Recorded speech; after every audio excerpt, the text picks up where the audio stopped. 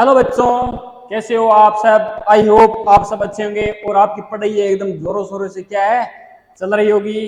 और आज हम पढ़ेंगे कक्षा 10 की विज्ञान का चैप्टर नंबर 2 अम्ल, सार और लवण के बारे में। इसके अंदर हमने पार्ट 1 है वो पढ़ लिया है और आज पढ़ेंगे पार्ट 2 के बारे में। तो जिसने भी पार्ट 1 नहीं देखा है वो फटाफट जाके पार्ट 1 है वो वीडियो पहले देखना है और उसके बाद में क्या आपको आगे शुरू करना है। अगर आप पहले वाला वीडियो नहीं देखोगे तो आपके थोड़ा ये कम समझ आएगा।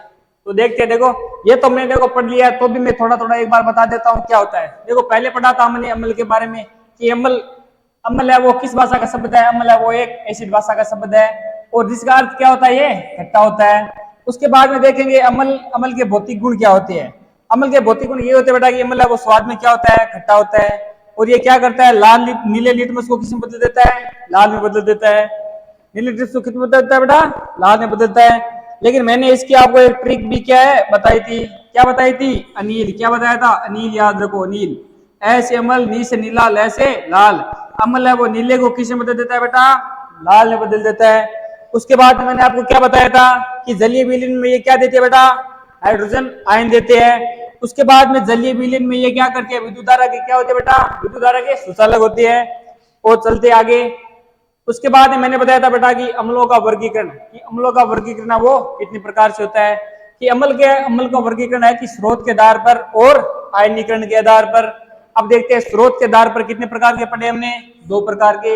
एक तो क्या पढ़ा हमने, अकार्बनिक अम्ल पढ़ा और कार्बनिक अम्ल पढ़ा। अब आयनीकरण के आधार पर पढ़ेंगे हम चार प्रकार के, कि प्रबल अम्ल क्या होता है, दुर्बल अम्ल क्या होता है और सांद्र अम्ल क्या होता है और तुल्य अम्ल क्या होता है। ये भी हमने पढ़ लिया, तो भी एक बार फास्टली हम क्या कर लेते हैं, रिवीजन कर लेते हैं। उसके बाद में हमने पढ़ा था बेटा कि आयनिक अकार्बनिक अम्ल या खनिज अम्ल, कि ये अम्ल क्या होते हैं, हमें खनिजों से प्राप्त होते हैं। किससे प्राप्त होते हैं बेटा, ये जो अकार्बनिक अम्ल है ना, ये हमें खनिजों से प्राप्त होते हैं। जैसे हमारे हाइड्रोक्लोरिक अम्ल हो गया, सल्फ्यूरिक अम्ल हो गया या नाइट्रिक अम्ल हो गया। उसके बाद में देखते हैं हम कार्बनिक अम्ल।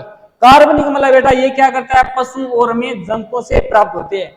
जैसे मैंने आपको बताया था फार्मिंग अम्ल, एसिटिक, ये जितने भी अम्ल है वो किससे प्राप्त होते हैं बेटा, में या तो पादपों से या जंतुओं से प्राप्त होते हैं।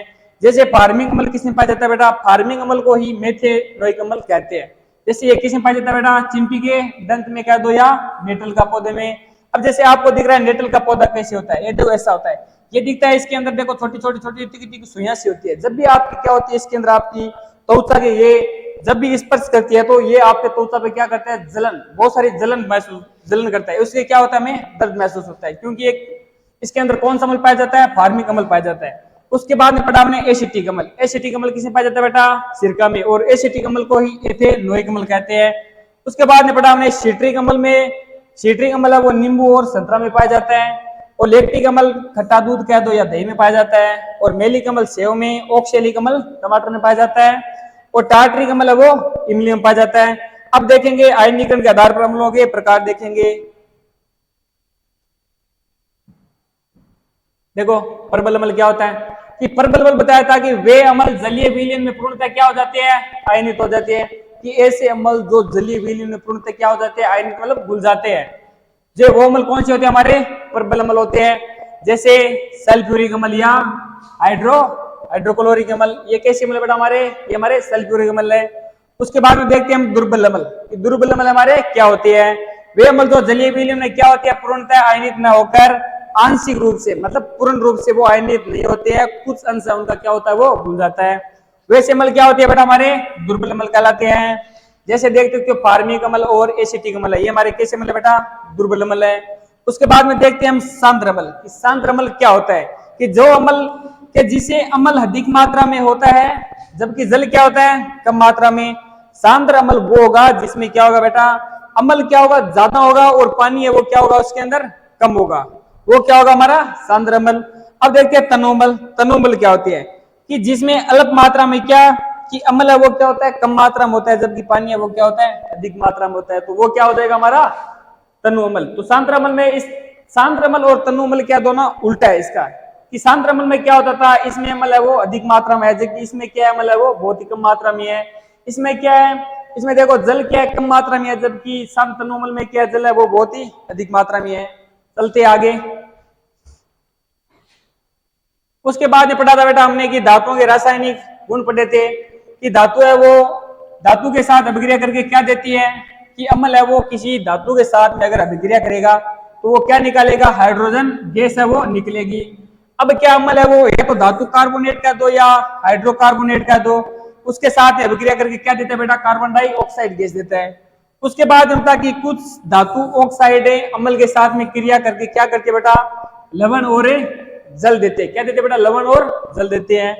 उसके बाद में ये हमने देखो यहाँ पढ़ लेना, मैंने देखो उससे पहले वीडियो में पढ़ा दिया है, तो अब ये दोबारा अगर जल्दी जल्दी बताऊंगा तो उससे क्या टाइम में बर्बाद होगा, तो मैं जल्दी जल्दी बता देता हूँ। ये बता देना थोड़ा कि अम्लों की धातुओं के साथ क्रिया, कि अम्ल है वो धातु के साथ अभिक्रिया करते हैं तो क्या होता है कि धातुएं अम्ल के साथ अभिक्रिया करके हाइड्रोजन गैस देती है। जैसे ये देख सकते हो आप, जिंक क्या है यहाँ पे, धातु, क्या है बेटा, एक है धातु, और ये क्या हमारा एक है अम्ल है, क्या है बेटा, अम्ल है। उसके बाद में ये दोनों अभिक्रिया करेंगे तो हमें क्या प्राप्त होगा, जिंक सल्फेट और हाइड्रोजन गैस है वो क्या है, निकलती है। अब जैसे देखो यहाँ पे नीचे हम ये बता दें, देखो प्रयोग करके देखते हैं इसको। देखो अब देखो इसके अंदर ये देखो हमने क्या लिया, ये हमारा क्या है, एक स्टैंड है, ये क्या हमारी एक प्रश्नावली है, इसके अंदर क्या हमारा सल्फ्यूरिक अम्ल है, कौन सा बेटा, तनु सल्फ्यूरिक अम्ल, मतलब H2SO4 है इसके अंदर, और क्या है इसके अंदर, दानेदार जिंक के टुकड़े हैं। अब क्या होगा, ये आपस में क्या है, अभिक्रिया करेंगे। अब देखो यहाँ पे देखो हमने ये अम्ल है, ये दिख रहा है ना आपको, ये अम्ल है इसके अंदर हमने क्या डाला, जिंक के टुकड़े डाले इसके अंदर। अब इसके अंदर जैसे हमने सल्फ्यूरिक अम्ल के अंदर जल के टुकड़े डाले तो अब क्या होगा, इसके अंदर हाइड्रोजन गैस है वो क्या है, हाइड्रोजन गैस के बुलबुले दिखाई देंगे। क्या देखे, हाइड्रोजन गैस के बुलबुले दिखाई देंगे। अब हाइड्रोजन गैस के बुलबुले है वो क्या है, इस पे यहाँ पे एक लगा देते हैं हम, यहाँ पे रुई वगैरह से होती है तो इसके अंदर फिट कर देते हैं। यहाँ पे क्या है, इसके अंदर एक पाइप डालते हैं, ये पाइप डालते हैं। उसके बाद में ये जो पाइप है इसके माध्यम से ये हमने क्या लिया, यहाँ पे हमने लिया एक साबुन का विलयन लिया है। क्या बेटा, ये साबुन का विलयन। जैसे हाइड्रोजन गैस है वो यहाँ से निकलेगी, यहाँ से निकल के साबुन के अंदर जाएगी, तो साबुन से यहाँ क्या निकलेंगे, यहाँ से देखो ये निकल रही है ना हाइड्रोजन, ये व्हाइट हाइड्रोजन के बुलबुले निकलते हैं। क्या निकलते हैं बेटा, हाइड्रोजन के बुलबुले। अब ये हाइड्रोजन के बुलबुले कैसे पता चलेगा मैं, ये हाइड्रोजन के ही बुलबुले हैं। जब इनके पास में क्या ला जाते हैं, हम जलती हुई एक मोमबत्ती लेके जाते हैं। क्या लेके जाते हैं, जलती हुई मोमबत्ती। जैसे इसके पास में ले जाएंगे तो इसके अंदर से आवाज आएगी, फट फट फट, तो हमें क्या पता चलेगा, फट फट आवाज आएगी, तो इससे पता चलता है कि इसके अंदर से क्या निकल रही है, हमारी हाइड्रोजन गैस है वो क्या रही है, निकल रही है। तो यही मैंने आपको बताया हुआ है, ये आप देख लेना। ये भी मैंने बता दिया, अम्लों की धातु ऑक्साइड के साथ मैंने अभिक्रिया बताया था कि अम्ल है वो धातु ऑक्साइड के साथ अभिक्रिया करके क्या देते हैं, हमें लवण और जल देते हैं। तो ये हमारा लवण और गया, ये क्या हो गया, हमारा जल हो गया। उसके बाद में मैंने आपको सारक के बारे में बताया था कि जो जलीय अम्ल में हाइड्रोजन OH- देते हैं वो क्या होते हैं, हमारे सारक होते हैं। तो एक प्रबल अम्ल है, दुर्बल अम्ल के सारक के बारे में पढ़ा है। देखो पूरा नहीं बता सकता मैं, पूरा बताऊंगा तो वीडियो बहुत बड़ा हो जाएगा, तो ये वीडियो मैंने ऑलरेडी बता रखा है आपको, तो ये आप देख लेता। तो थोड़ा सा ये सारे के बारे में बता देता हूं आपको कि सारे का वो क्या होते हैं बेटा, स्वाद में सारे का वो क्या होते हैं, कड़वे होते हैं या तीखे होते हैं। जैसे नीम है वो क्या हमारा कड़वा तीखा, क्या हमारा सारक हो जाएगा। उसके बाद में ये क्या करते हैं बेटा, ये लाल लिटमस को किस में बदल देती है, नीला कर देते हैं। अगर जैसे ये देख रहा हो आपको, जैसे हाँ ये देखो आप, यही समझा देता हूं मैं, अम्ल और सारक का पूरा अंतर यही समझा दूंगा। देखो बेटा ये क्या हमारा, एक में अम्ल है और एक में क्या हमारा सार है। तो ये देख लो एसिड मतलब इसके अंदर क्या हमारा अम्ल, और इसके अंदर क्या हमारा बेस मतलब सार, इसके अंदर हमारा सार। अब ये देखो इसके अंदर लिटमस, इसके अंदर ये क्या हमारा, देखो इसके अंदर ये क्या हमारा विलियन है, इसके अंदर क्या ये विलियन किसका है, अम्लीय विलियन, किसका है, अम्ल का विलियन है। अब अम्ल के विलियन में क्या डालेंगे हम, ये दिख रहा है आपको, ये लिटमस डालेंगे। कौन सा, लिटमस। ये देखो पहले क्या था, अम्ल क्या करता है बेटा, अम्ल का सूत्र बताया था मैंने, ट्रिक बताई थी, अनील। अब अम्ल क्या करता है, अम्ल नीले लिटमस को, अब ये देखो लिटमस कैसा दिख रहा है आपको, नीला नहीं दिख रहा है क्या, नीला दिख रहा है ना। जैसे इस नीले को इसके अंदर डालेंगे, किसके अंदर, अम्लीय विलयन में डालेंगे, तो इसका कलर है वो कैसा हो जाएगा बेटा, लाल हो जाएगा। कैसा हो जाएगा, लाल हो जाएगा। तो हमें अब क्या पता चलेगा ये अम्लीय कैसा है, तो लिटमस लिया हमने, लिटमस कैसा था हमारा, नीला था। जैसे ही नीला लिटमस डाला, अगर वो लाल कर देगा तो हमें क्या पता चला कि ये विलयन किसका बेटा, ये विलयन किसका है, अम्ल का है। अब देखो सार की मैंने आपको बताया था, याद रखो कि सालनी, क्या बताई थी, सालनी से सार से क्या होता है हमारा सारक। अब देखो इसके अंदर ये किसका विलयन है बेटा, सारक का विलयन है ना, सारक का। अब क्या करता है इसके अंदर सारक, क्या करता है बेटा, ये क्या है, ये देखो कैसा दिख रहा है आपको, ऊपर से लाल दिख रहा है ना, लाल है। ये विलयन, ये सारक के विलयन में कैसा कर देता है बेटा, ये नीला कर देता है। कैसा कर देता है, नीला कर देता है। तो सारक में यही तो बता रखा है कि सारक क्या वो क्या करते हैं, लाल को नीले में बदल देता है। तो ये दिख रहा है आपको, ऊपर से कैसा था ये लिटमस, ये था लाल। जैसे ही हमने इसके सार के विलयन में डाला तो हमें ये लिटमस कैसा हो जाता है, इसका वो कलर है वो क्या हो जाता है, बदल जाता है। ये कैसा हो जाता है बेटा, नीला हो जाता है। तो उम्मीद है कि आपको अम्ल और सार के बारे में आपको पता चल गया होगा। चलते हैं हमारे अब सारकों के रासायनिक गुणधर्मों के बारे में। तो ये मैंने बता रहा कि आपको सारकों के रासायनिक गुणधर्म देख लेना। ये अगर पसंद आए तो कमेंट लाइक शेयर करें, और अपने जो भी दोस्त भाई बहन है वो तैयारी कर रहा है उन तक ये क्या करना, आपको ये वीडियो पहुंचा देना है। अब देखो, अब प्रत्येक उदासीनीकरण अभिक्रिया हमारी क्या होती है, अब उससे क्या चलेंगे, आगे चलेंगे।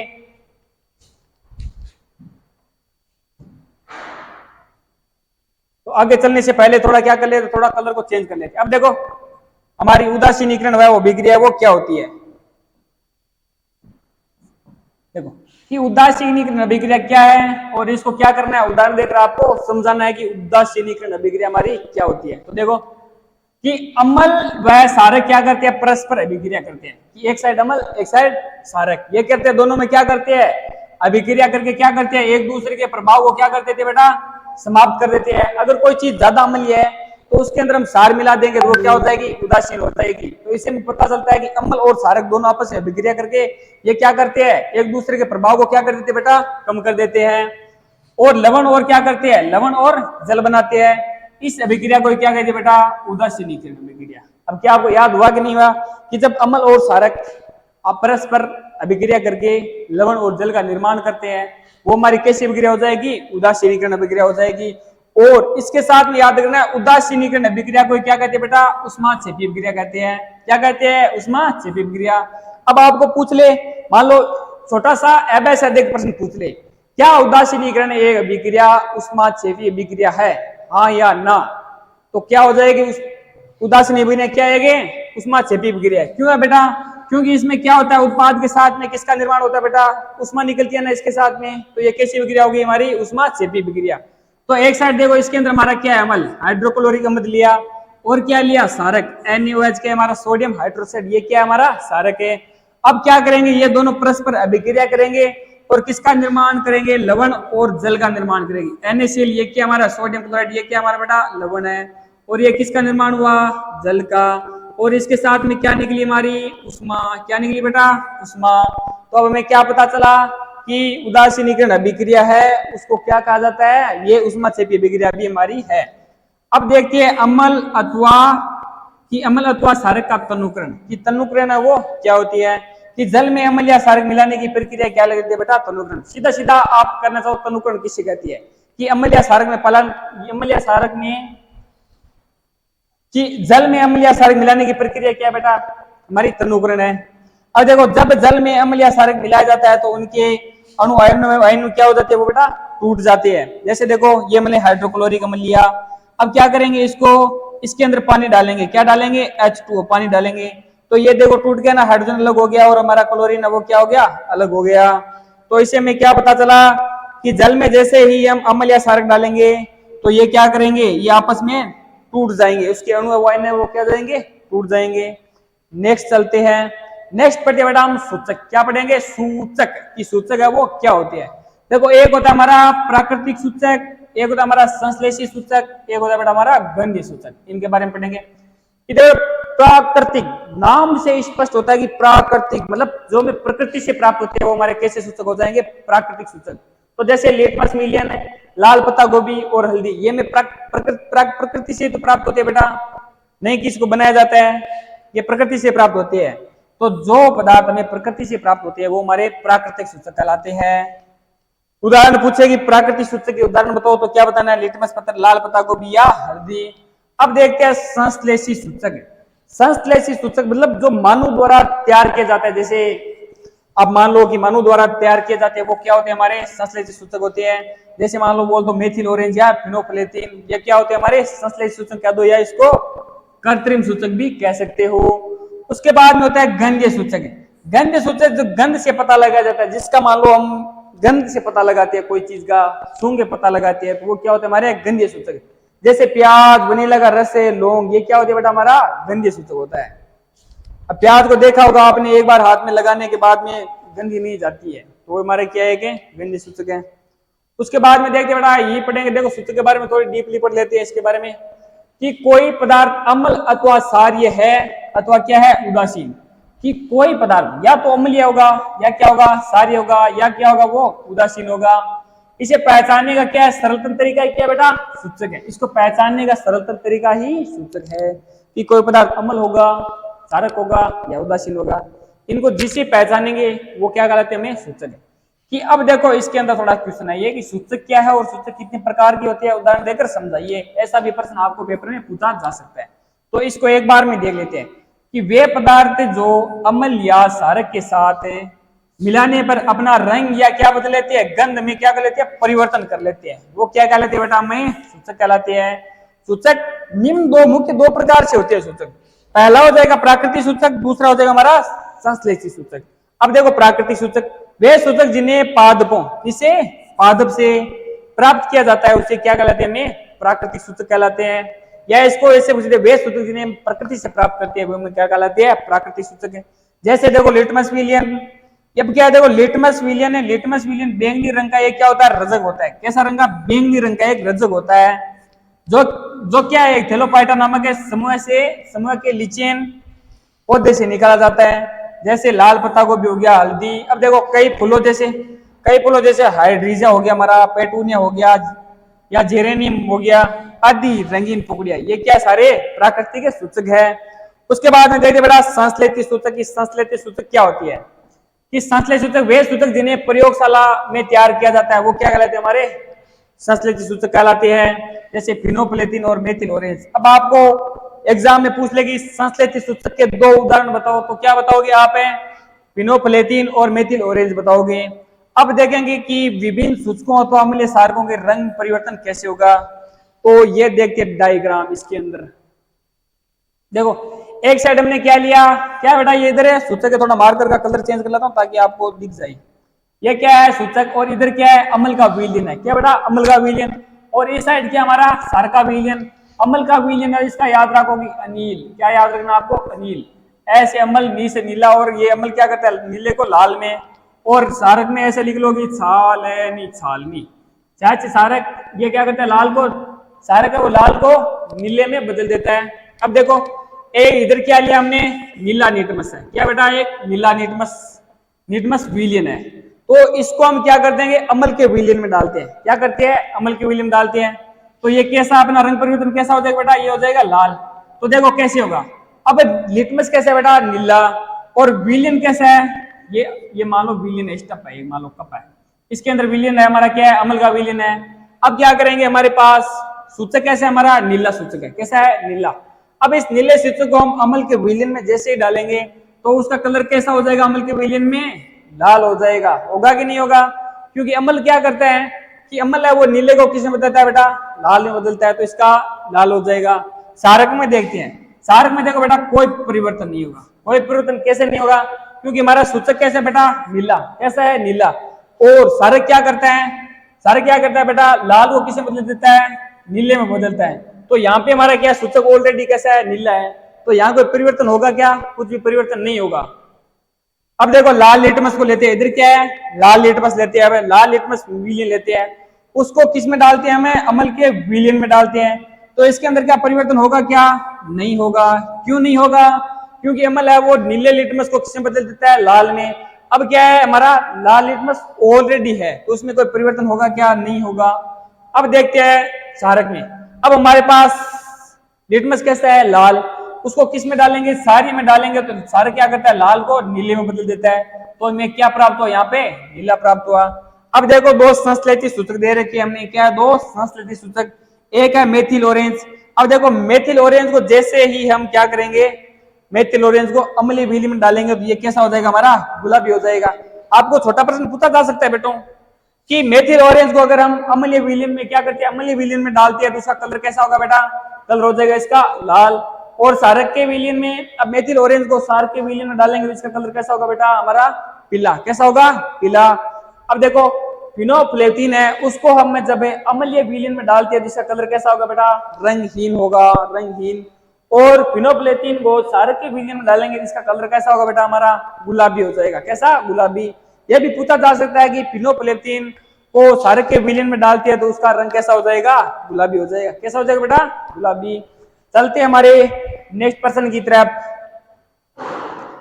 अब देखो बेटा गंधे सूचक, इसके साथ में देख लेते हैं कि गंधे सूचक हमारा वो क्या होता है। हाँ, कि गंधे सूचक है कि वे पदार्थ जो अम्ल या क्षारकों के साथ मिलाने पर क्या है कि वे पदार्थ जो अम्ल या क्षारक के साथ मिलाने पर अपनी क्या करते हैं अपनी गंध क्या कर लेते हैं, परिवर्तन कर देते हैं। तो क्या कहलाते हैं, हमें गंधीय सूचक कहलाते हैं। जैसे कटा हुआ प्याज ले लो, तनु वनीला ले लो या लौंग ले लो, ये क्या है सारे बेटा गंधीय सूचक हैं। उसके बाद में एक आपके पास पीएच स्केल, अब पढ़ेंगे हम पीएच स्केल कि पीएच स्तर। यहां आपको दिख रहा है बेटा कि इसके बीच में क्या दिख रहा है आपको, 7 दिख रहा है ना, 7 है। 7 से नीचे देखो 6, 5, 4, 3, 2, 1, 0। जो भी विलियन का मान अगर मान लो कुछ भी है जिसका पीएच मान अगर क्या होता है 7 से कम होता है ना, जिसका पीएच मान 7 से कम होगा वो हमारा क्या होगा बेटा, अम्लीय। क्या होगा, अम्लीय होगा। जिसका पीएच मान 7 से कम होगा वो क्या होगा, हमारा अम्लीय। जैसे 4 हो गया, 5 हो गया, 6 हो गया, 3 हो गया, 2 हो गया, ये सारे क्या है, ये क्या है, हमारे अम्लीय पदार्थ है, अम्लीय। अब जो भी पदार्थ सारे कौन से होंगे बेटा, सारे पदार्थ हमारे वो होंगे जो क्या है 7 से ज्यादा होंगे। क्या होंगे, 7 से ज्यादा होंगे। जैसे 8, 9, 10, 11, 12, 13 और 14। जिसका मान 7 से ज्यादा होता जाएगा वो हो गए हमारे क्षारीय, और जिसका मान 7 से कम होगा वो क्या हो गया, हमारे अम्लीय। तो जो बीच में होता है वो कैसी प्रकृति होती है उसकी बेटा, उदासीन प्रकृति होती है। कैसी होती है, उदासीन। अब देखो देख लेते हैं यहाँ पे क्या बता रखा है कि पीएच एक ऐसी संख्या है जो किसी विलयन में अम्लीय है तो आसारिता को बताती है। कि पीएच एक ऐसी संख्या है कि ये क्या करती है, कोई पदार्थ अम्लीय है या क्षारीय है उसका पता लगाती है पीएच स्केल। ये बता रहा है कि पीएच का मान 7 से कम होता है, तो मैंने बताया कि जो जिस विलयन का मान 7 से कम होगा तो वो क्या होगा, हमारा विलयन अम्लीय होगा। अब उसके बाद बता रहा है कि पीएच का मान क्या है, 7 से ज्यादा है। पीएच का मान 7 है, क्या है 7 है, तो वो विलयन क्या हो जाएगा बेटा, हमारा उदासीन। वो विलयन होगा हमारा उदासीन। उसके बाद में बताया कि तथा पीएच का मान, जिस पीएच का मान क्या है 7 से अगर अधिक होता वो विलयन कैसा हो जाएगा, हमारा क्षारीय विलयन हो जाएगा। तो उम्मीद है कि ये भी आपको समझ आ गया होगा। चलते हैं नेक्स्ट प्रश्न की तरफ। अब देखो इसके अंदर स्लाइड में बता रखा है हमारे, दिखता है ना आपको, चलो दिखता है तो थोड़ा ऊपर ले लेता हूं इसको, बस। देखो एक साइड हमारा इधर विलयन है और इधर क्या है, पीएच स्केल है। बताना है कि इसके अंदर कितने, आप देखो यहां लिख रहा है सोडियम हाइड्रोक्साइड है। अब सोडियम हाइड्रोक्साइड का हमारा पीएच मान कितना होता है बेटा, इसका पीएच मान होता है हमारा 14। कितना होता है, 14। तो ये हमारा क्या हो जाएगा बेटा, प्रबल क्षारीय। क्या हो जाएगा, प्रबल क्षारीय हो जाएगा। तो अगर आपको पूछ ले कि प्रबल क्षारीय का उदाहरण बताओ, तुम्हारा क्या हो जाएगा, सोडियम हाइड्रोक्साइड। अब देखते हैं रक्त, कि हमारे शरीर में जो रक्त है उसका पीएच मान कितना होता है। उसका रक्त का पीएच मान होता है बेटा 7.3 से 7.5। क्या हो जाएगा, हल्का क्षारीय हो जाएगा। उसके बाद में देखते बेटा लार है, एक लार ये रहा कि लार एक, तो हमारे लार है वो खाना खाने से पहले, कि जो हम खाना खाते हैं उससे पहले हमारे मुंह का पीएच मान है वो कितना होता है, उससे पहले हमारे मुंह का लार का पीएच मान होता है बेटा 7.5। मतलब 7 पे क्या होता है बेटा, उदासीन। जैसे 7.5 मतलब हल्का क्षारीय होगा। कैसा होगा बेटा, हल्का क्षारीय होगा। उसके बाद में देखो लार, कि खाना खाने के बाद में, जैसे आपने खाना खाया उसके बाद में आपके लार का पीएच मान कितना होगा, तो ये क्या है, हमारे 6 होगा। 6 मतलब हल्का अम्लीय हो जाएगा। क्या हो जाएगा, हल्का अम्लीय। उसके बाद में मूत्र का, हमारे मूत्र का पीएच मान कितना होता है, 5.5 से 7.5 मतलब अम्लीय या क्षारीय है।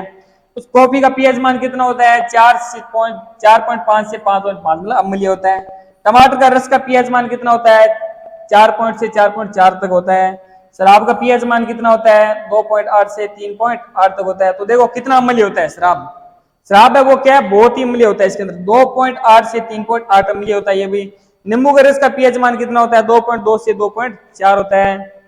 उसके बाद अमाशय मतलब हाइड्रोक्लोरिक अम्ल का पीएच मान कितना होता है, अमाशय रस या जठर रस कह दो, इसका मान होता है 1 से 3 अम्लीय होता है। उसके बाद में हाइड्रोक्लोरिक अम्ल दिख रहा है ना, HCl मतलब हाइड्रोक्लोरिक अम्ल, इसका पीएच मान कितना होता है बेटा, 0। कितना होता है, 0। और ये क्या हमारा एक प्रबल अम्ल है। क्या है, प्रबल अम्ल।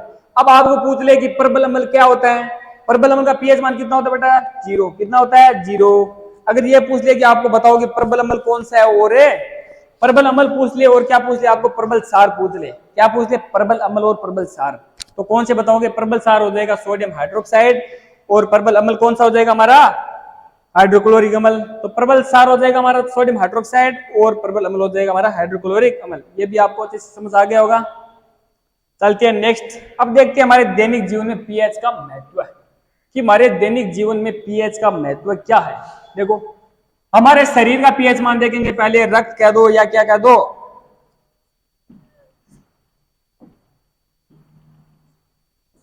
हाँ देखो कि हमारा शरीर है वो क्या है, 7 से लेके 7.8 पीएच के बीच में क्या करता है बेटा, कार्य करता है।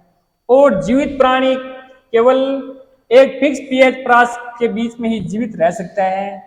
क्या बेटा, हमारा शरीर है वो 7 से लेके 7.8 पीएच के बीच में काम करता है। अगर उससे क्या है, या तो ज्यादा हो जाता है या क्या हो जाता है, कम हो जाता है, तो हमारे शरीर में क्या होता है, कुछ ना कुछ मिस्टेक हो जाती है, जिससे क्या हम बीमार हो जाती है, या मान लो सर्दी जुकाम कुछ भी हो सकता है। उसके बाद में देखो, उसके बाद बता रहेगा वर्षा के जल का पीएच मान जब 5.6 से कम होता है तो वह क्या होती है, हमारी अम्लीय वर्षा। तो अम्लीय वर्षा होगी अगर वर्षा का मान 5.6 से नीचे आते हैं, जैसे मान लो 7 पे क्या बताया था मैंने, उदासीन बताया था, 7 से नीचे है ना 5.6, तो ये हमारी क्या हो जाएगी, अम्लीय वर्षा हो जाएगी। अब देखो अम्लीय वर्षा की हानियां क्या है, अम्लीय वर्षा होती है तो हानि क्या क्या होती है, कि अम्लीय वर्षा का जल जब नदी में प्रवाहित होता है तो नदी में जल के पीएच का मान भी क्या हो जाता है, कम हो जाता है। और ऐसे में नदी में जलीय जीवधारियों की उत्तर जीविका क्या हो जाती है, कठिन हो जाती है। इसका मतलब अम्लीय वर्षा होता है जब उसका पानी है वो समुद्र में जाता है, या मान लो आप किसी नदी में जाता है, तो उसमें क्या पीएच मान में क्या होता है, पीएच मान कम कर देता है, उसका मान भी क्या मतलब अम्लीय बदल देता है। जैसे अम्लीय बदलेगा तो जैसे मान लो समुद्र के अंदर क्या रहती है, उसके अंदर मछली रहती है, छोटे जीव और भी रहते हैं, तो वो क्या हो जाती है, उनको दिक्कत होती है रहने में।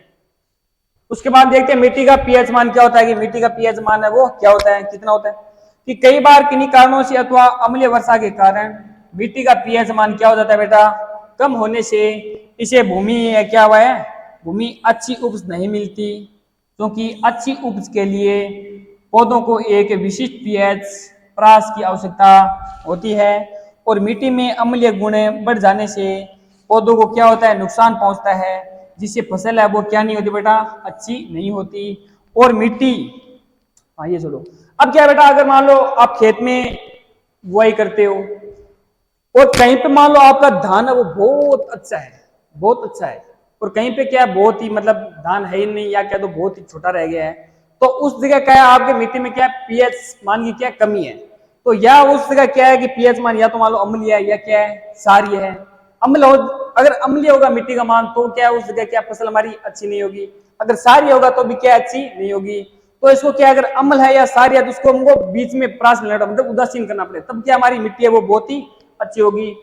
तो अब क्या देखो, पीएच प्रास को ठीक करने के लिए उपाय, अब मिट्टी को देखो, अगर मिट्टी में अम्लता बढ़ गई है तो उसकी क्या मैं उसको क्षारीयता में थोड़ा कैसे बदलेंगे, कि मिट्टी के अम्लता को खत्म करने के लिए मिट्टी में या क्या मिलाओ, चौं का पाउडर मिलो या क्या चूना, चूना मिलाया जाता है, ताकि इसकी क्या होती है, अम्लीयता खत्म करके मिट्टी की प्रकृति क्या है, क्षारीय बन जाती है, क्या बन जाती है, क्षारीय बन जाती है, जिससे क्या फसल अच्छी उत्पादन होता है।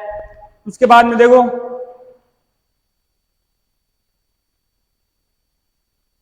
अब देखते हैं बेटा हम कि अम्लीय में भोजन का पाचन,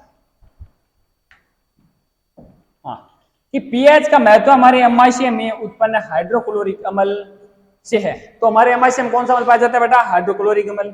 यह भी क्या है, एक विशिष्ट पीएच पर उधर पेट को बिना हानि पहुंचाए भोजन को पाचन में सहायता करता है। तो हाइड्रोक्लोरिक अम्ल है वो क्या करता है, हमारे भोजन को पचाने में क्या है, सहायता करता है। और सामान्यतः हमारा उधर मतलब पेट का पीएच मान है वो लगभग 1.5 से 3.5 के बीच में क्या करता है, हमेशा कार्य करता है। इसमें भी ये निम्न 2 स्थितियां होती है। देखो इसमें कौन सी 2 स्थितियां होती है, कि मान लो हमारे पेट में मान लो कोई अल्प मात्रा में अम्ल बनता है, या कह दो अति अम्ल मतलब ज्यादा अम्ल बनता है, तो क्या हानियां होती है क्या नहीं होती है, कि कुछ व्यक्तियों के हाइड्रोक्लोरिक का स्राव बहुत कम होता है, जिससे उनका भोजन नहीं पचता है। अब कोई आदमी कहता है आज तो भोजन मेरी बच्चों को नहीं भाई, आज तो भोजन क्यों कौन बच्चों, क्योंकि फिर पेट में क्या है, पेट में हाइड्रोक्लोरिक अम्ल है वो कौन बना है, तो पेट में हाइड्रोक्लोरिक अम्ल नहीं बने भोजन कैसे पचेगा, आप मेरे को बताओ, नहीं पचेगा ना। तो वो क्या करता है, कम पचता है। तो ऐसी अवस्था में अल्प अम्लता कहते हैं। क्या कहते हैं, अल्प अम्लता। अगर किसी के शरीर में कम अम्ल बनता है तो उसे क्या कहते हैं, अल्प अम्लता। तो ऐसे व्यक्ति को अपने भोजन के साथ में अम्लीय पदार्थ जैसे नींबू या सिरका लेना पड़ता है, अथवा पाचन रस उत्पन्न करने वाली औषधियां लेनी पड़ती है। अब किसी भाई शरीर के कोई आदमी है, जैसे किसी के भोजन नहीं पचता है, कोई आदमी भोजन नहीं पचा है, तो बिन क्या करना चाहिए, सागे सागे के नींबू लेना चाहिए, क्या लेना चाहिए, नींबू। अगर वो नींबू ले क्या उसी बिरो पाचन उसी शरीर को वो भोजन का क्या होगा, पाचन होगा। क्योंकि नींबू को पीएच मान के तो बेटा 2.2 को तो है, 2.2 मान लियो, 2.4 अंक बीच में है तो है अंक बीच में, तो अंक बीच में सागे सागे वो मान लो खाना खाया उसके साथ में क्या नींबू ले रहे हैं, तो आपके शरीर में अमाशय में क्या है, अम्ल की मात्रा है वो क्या हो रही है, बढ़ रही है। जैसे अम्ल की मात्रा है वो बढ़ेगी तो खाना क्या है, पचेगा, क्या होगा, पचेगा। तो किसी के खाना नहीं पच रहा है, खाने पचने की दिक्कत है, तो वो साथ इसका मतलब है कि उसके अमाशय में क्या है, अमल नहीं बन रहा है। अमल नहीं बनेगा तो उसका शरीर में क्या है, भोजन नहीं बनेगा। आगे देखते हैं कि अति अमल। अगर किसी के शरीर में क्या ज्यादा अमल बनता है तो देखो क्या होता है कि उदर में अत्यधिक अमल उत्पन्न होने की स्थिति में व्यक्ति क्या है, उदर में दर्द एवं जलन का अनुभव करता है। इसे दर्द जलन में मुक्त होने के लिए वो एंटासिड लेना पड़ता है। अबे कोई आदमी तो अमल मना पेट में, कोई आदमी मना भी को नहीं, तो देखो कोई आदमी नहीं मना है। अगर कोई आदमी मान लो पेट में क्या है, अगर ज्यादा अमल बनता है तो वो क्या है, उसे उसके पेट में क्या होती है, जलन महसूस होती है। क्या होती है बेटा, जलन महसूस होती है। तो अब उसके मान लो पेट में क्या है, अमल बहुत ही अति ज्यादा मात्रा बन गया, तो उसको कम करने के लिए क्या करेगा वो, तो ज्यादा मैंने बताया था कि आपको अगर अम्ल ज्यादा है तो हमें क्या लेना पड़ेगा, सार्क लेना पड़ेगा। अगर सार्क ज्यादा है तो क्या लेना पड़ेगा, अम्ल लेना पड़ेगा। अब मैंने बताया था कि अम्ल और सार्क क्या करते हैं, एक दूसरे का प्रभाव को क्या करते हैं बेटा, कम करते हैं। क्या करते हैं, कम करते हैं।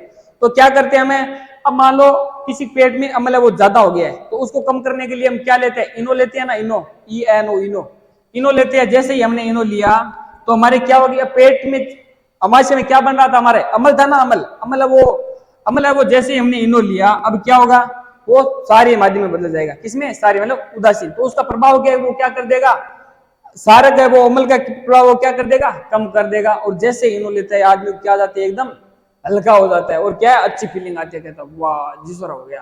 तो क्या है वो अमल था, अमल ज्यादा था, तो उसने जैसे सारक लिया तो वो क्या है, उसकी प्रकृति है वो क्या हो गई, उदासीन हो गई। अब देखते आगे, अब देखते हैं प्रति अमल औषधि की। प्रति अमल औषधि क्या होती है कि एंटासाइड अमल के प्रभाव को कम करने वाले दुर्बल सारक होते हैं। क्या होते हैं, दुर्बल सारक होते हैं।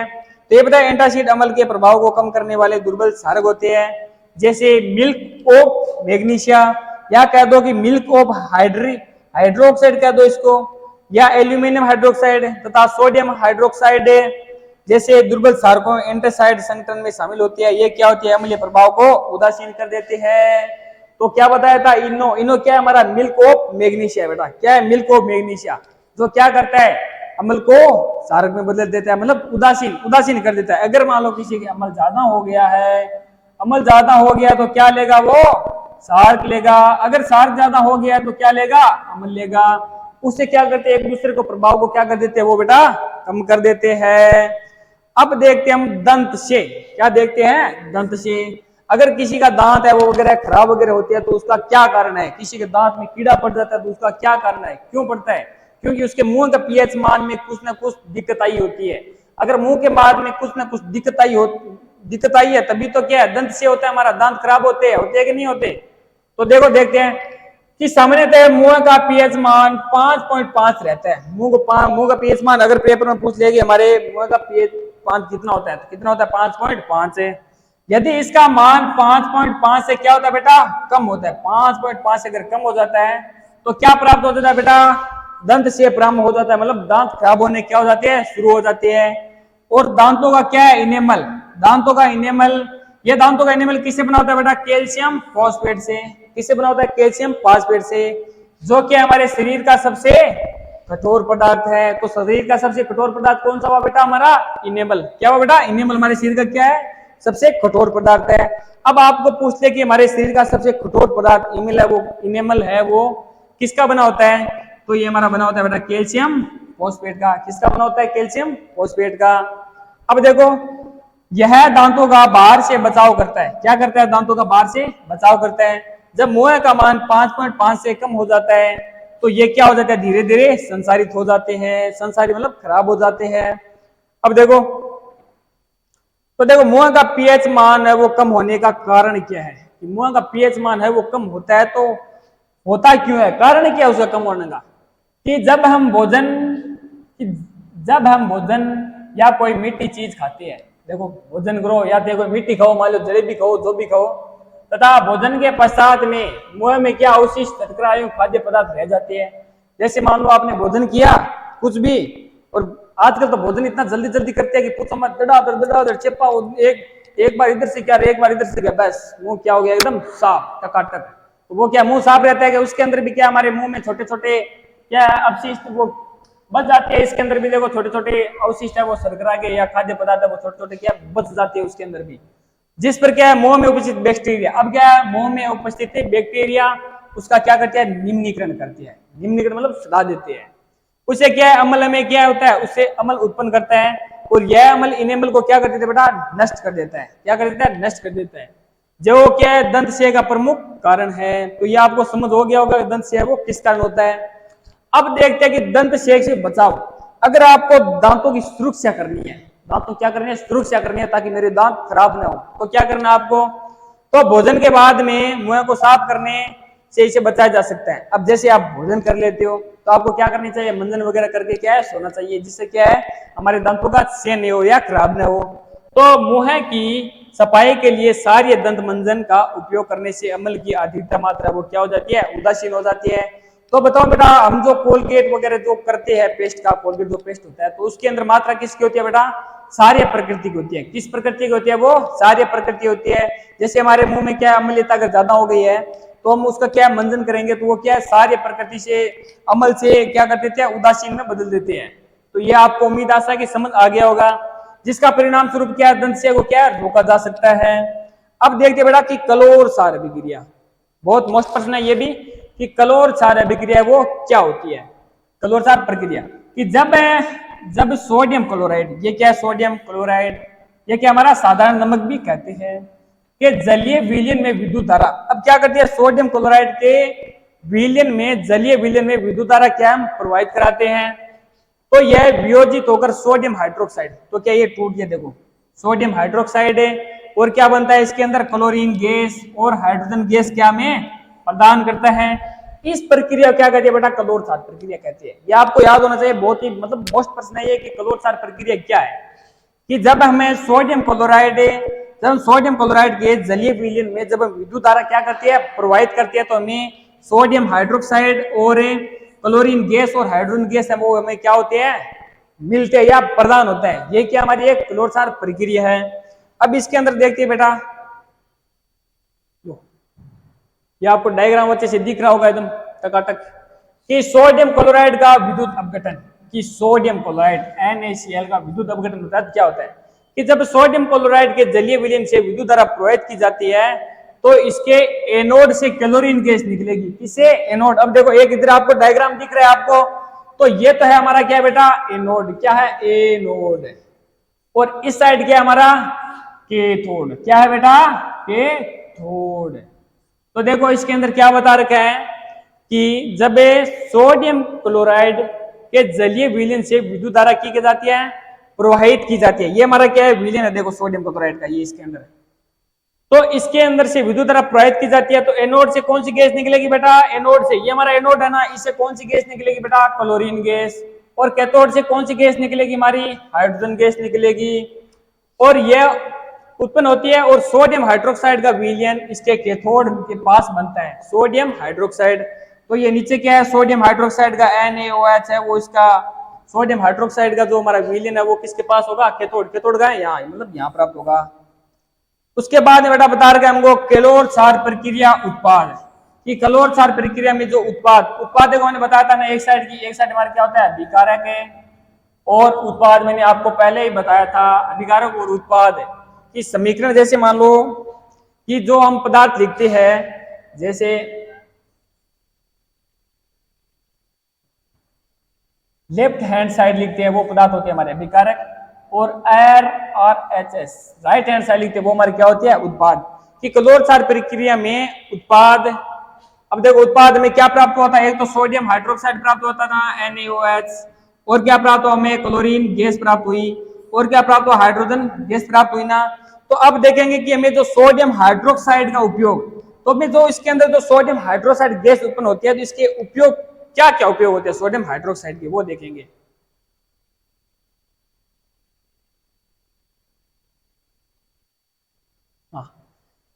कि सोडियम हाइड्रोक्साइड की इसका उपयोग धातुओं से क्या ग्रीस हटाने के लिए किसका उपयोग किया जाता है। अगर आपको पूछे कि धातु से ग्रीस हटाने के लिए किसका प्रयोग किया जाता है तो क्या बताओगे, सोडियम हाइड्रोक्साइड का प्रयोग किया जाता है। और क्या है, साबुन और अपमार्जक बनाने में और साबुन और डिटर्जेंट बनाने में किसका उपयोग किया जाता है, सोडियम हाइड्रोक्साइड का। और इसका उपयोग कागज बनाने में भी किया जाता है। तो अब आपको पूछ लिया कि कागज बनाने में किसका उपयोग किया जाता है, सोडियम हाइड्रोक्साइड का। साबुन और अपमार्जक के बीच में इसका उपयोग किया जाता है, सोडियम हाइड्रोक्साइड का। और धातु से ग्रीस हटाने के लिए भी सोडियम हाइड्रोक्साइड का बेटा उपयोग किया जाता है। अब देखते हैं कि क्लोरीन गैस का उपयोग, कि हम क्लोरीन गैस का उपयोग है वो कहाँ करते हैं। कि क्लोरीन गैस का उपयोग है जल को स्वच्छता करने के लिए। अगर पानी गंदा है उसके अंदर हम क्लोरीन डाल देंगे तो क्या पानी क्या हो जाएगा, हमारा स्वच्छ हो जाएगा। और क्या स्विमिंग पूल में भी इसका उपयोग करते हैं क्लोरीन का। और देखो कि इसका उपयोग रोगाणुनाशक, इसका उपयोग है वो रोगाणुनाशक बनाने में भी किया जाता है। अब देखते हैं हाइड्रोजन गैस की, हाइड्रोजन गैस का उपयोग है वो कहाँ कहाँ करते हैं।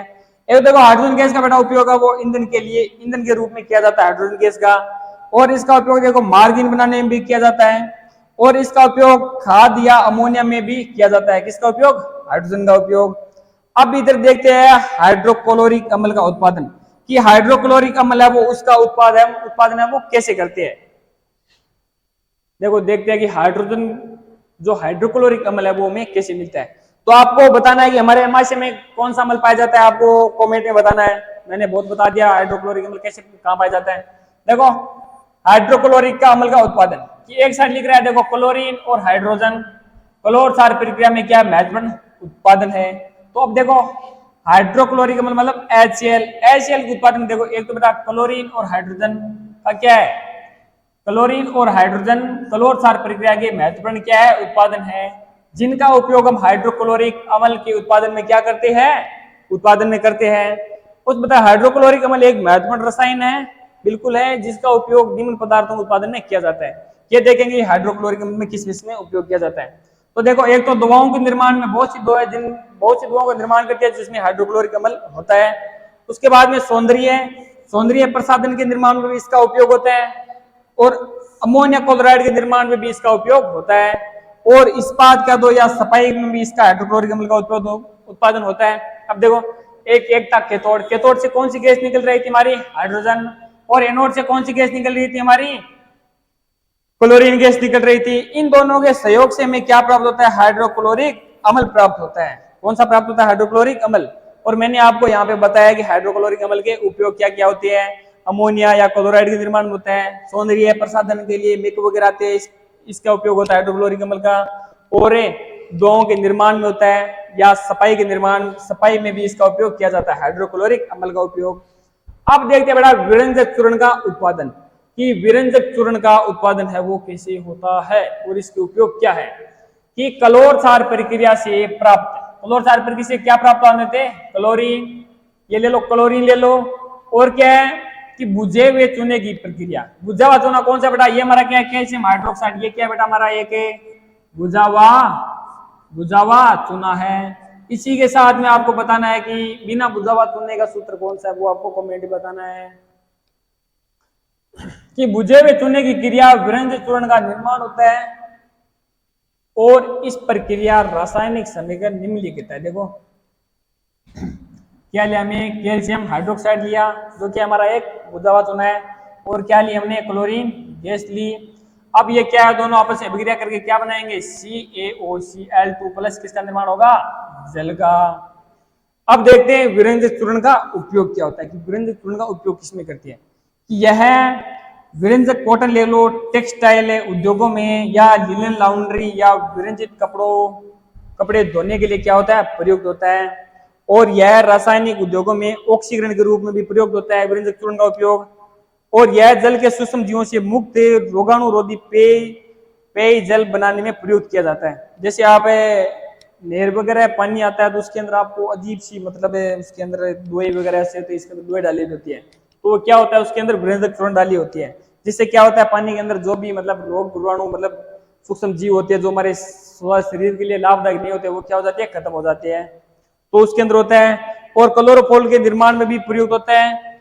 और यह नए सिकुड़ने वाली ऊन बनाने में क्या होता है, प्रयुक्त होता है। आगे चलते हैं, आगे है बेकिंग सोडा। बेकिंग सोडे का उपयोग कहाँ कहाँ होता है, तो देखो NaCl, सोडियम क्लोराइड लेंगे, जल लेंगे, कार्बन डाइऑक्साइड और NH3, तो इससे क्या प्राप्त होगा, NH4Cl plus NaHCO3 sodium hydrocarbonate प्राप्त होगा। बेकिंग सोडा क्या है, ये एक दुर्बल असंधारण क्षारक है। अब ऑप्शन पूछते दुर्बल असंधारण क्या है, तो बेकिंग सोडा बताना है। और खाना खाना पकाते समय गर्म करने पर इसमें निम्न अभिक्रिया उत्पन्न होती है। अब देखो सोडियम हाइड्रोक्साइड को क्या करते हैं, गर्म करते हैं, तो हमें क्या प्राप्त होता है, सोडियम कार्बोनेट, जल और कार्बन डाइऑक्साइड गैस प्राप्त होती है। अब देखो बेकिंग सोडे के हम क्या देखेंगे बेटा, उपयोग देखेंगे कि बेकिंग पाउडर बनाने में बेकिंग सोडा और टार्टरिक अम्ल का उपयोग होता है कि इस अभिक्रिया में उत्पन्न कार्बन डाइऑक्साइड गैस के कारण पाव रोटी या कह दो केक देखो उसके अंदर क्या है, कमी मतलब ऊपर उड़ जाती है। और यह क्या होता है, मुलायम एवं क्या होता है, स्पंजी होता है बेकिंग सोडा। और यह किसमें, एंटीसीड का एक क्या है, संगठन है। और इसका उपयोग सोडा अम्ल अग्निशामक यंत्रों में क्या है, अग्निशामक के रूप में भी किया जाता है। उसके बाद में देखते हैं धोने का सोडा, कि धोने का सोडा क्या होता है। ये देखो Na2CO3 10 जल के अणु होती है, ये क्या हमारा धोने का सोडा। कि सोडियम कार्बोनेट NaCO3 क्या हमारा सोडियम कार्बोनेट को पुनः क्रिस्टलन से मतलब दोबारा क्रिस्टलन से धोने का सोडा वो क्या किया जा सकता है, प्राप्त किया जा सकता है। यह क्या एक क्षारकीय लवण है। अब देखो हमने क्या लिया, सोडियम कार्बोनेट लिया और क्या हमने 10 अणु जल के लिए, तो क्या प्राप्त हुआ हमें, सोडियम कार्बोनेट और 10 जल के अणु प्राप्त हुए। तो ये क्या होगी हमारी एक धोने का सोडा। अब देखो इसके उपयोग देखते हैं कि इसके उपयोग क्या क्या होते हैं। कि इसका उपयोग है वो कांच में, साबुन में एवं कागज उद्योगों में उपयोग होता है। और इसका उपयोग बोरेक्स उत्पादन में भी होता है। और इसका उपयोग घरों में साफ सफाई के लिए भी किसका प्रयोग करते हैं बेटा, धोने के सोडे गए। और जल की स्थायी कठोरता को हटाने के लिए भी क्या करती है, इसका उपयोग किया जाता है धोने का सोडा में। तो ये कोई समझाने वाली कोई बात है नहीं। अब देखते हैं प्लास्टर ऑफ पेरिस क्या होता है। तो प्लास्टर ऑफ पेरिस देखो कि जिप्सम को 373 केल्विन पर गर्म करने पर यहाँ बेटा हो जाएगा 2H2O।